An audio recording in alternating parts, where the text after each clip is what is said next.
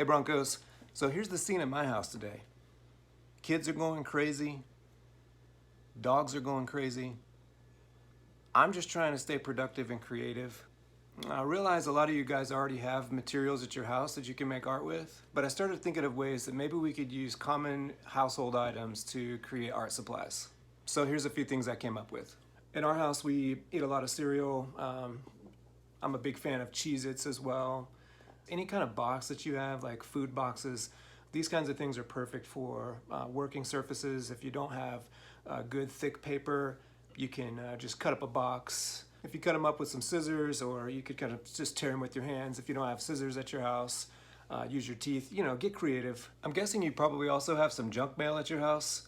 Some of these envelopes could be used to make art. So if you're running out of paper, you can take one of these envelopes, rip the seams, and use it as a drawing surface.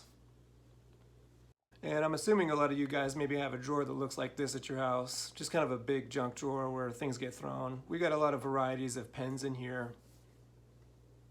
So just in case you don't have any pens or pencils at your house, there is a way, if you've got some berries at your house, to make ink out of the berry juice.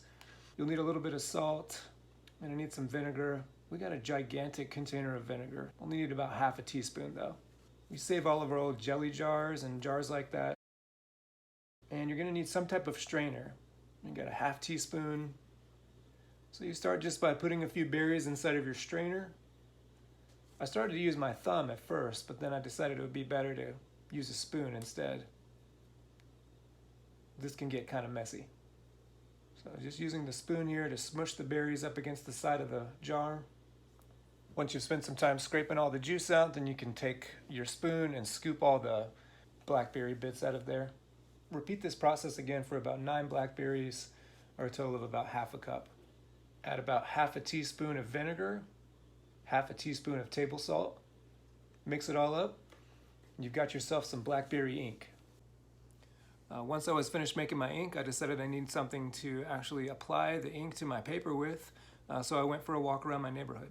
We have these big bushes in our neighborhood. I'm not really sure what kind of plant this is, but they have these little fronds on them, like reeds that come off like thick blades of grass. They also have these feathery kind of branches that come off.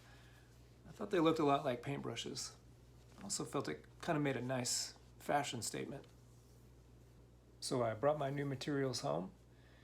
I began to peel apart this fuzzy branch, and then I wrapped it around an old pencil, taped it all together, trimmed it up.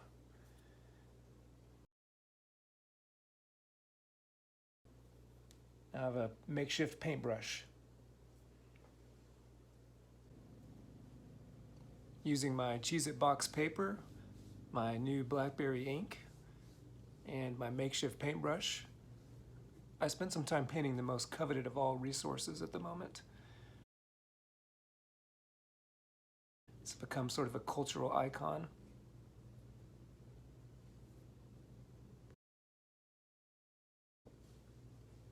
So there you have it, art made with materials you can find around your house.